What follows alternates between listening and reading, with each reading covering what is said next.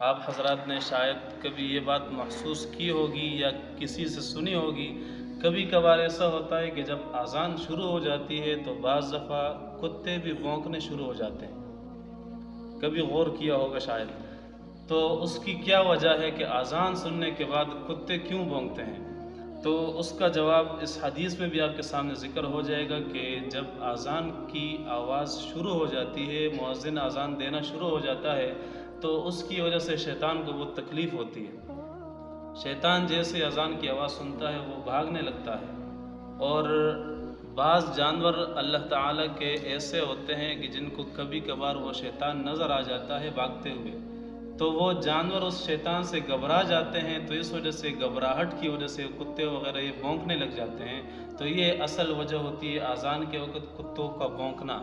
بعض لوگ اس سے بدفعلی لیتے ہیں کہ پتہ نہیں اب کوئی مصیبت آ رہی ہے، اذان کے وقت کتوں نے بھونک لیا، یہ ہو گیا وہ ہو گیا۔ یہ فضول باتیں ہیں۔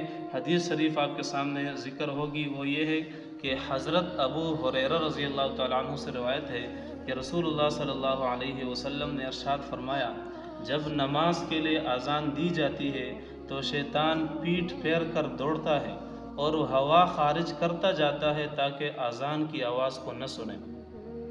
ہوا خارج کرتے ہوئے، جس طرح انسان کا ہوا خارج ہو جاتا ہے اس کا وضو ٹوٹ جاتا ہے، اس طرح کا معاملہ شیطان کے ساتھ ہوتا ہے ہر اذان کے وقت۔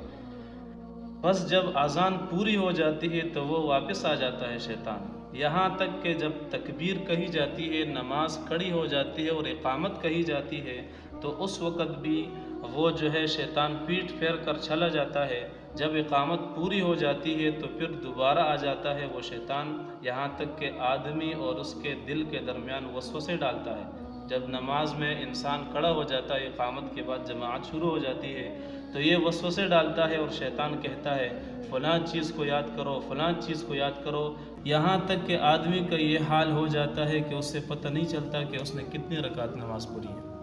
تو یہ اصل میں شیطان کے وسوسے ہوتے ہیں جو بار بار انسان کو وسوسے دلاتا ہے، فلاں چیز یاد کرو، آپ کا دکان کا معاملہ ہے، گھر کا معاملہ ہے، پیسوں کا معاملہ ہے۔ تو اسی وسوسوں کی وجہ سے کبھی کبھار نمازی کا نماز کے دوران جو ہے وہ خیال ادھر ادھر چلا جاتا ہے، پھر وہ بھول جاتا ہے کہ میں نے 1 رکعت پڑھی ہے، 2 پڑھی ہے، 3 پڑھی ہے، تو وہ شک و شبے میں مبتلا ہو جاتا ہے۔ اصل وجہ شیطان کے وسوسے ہوتے ہیں، تو اس لیے شیطان کے وسوسوں سے پناہ مانگنی چاہیے۔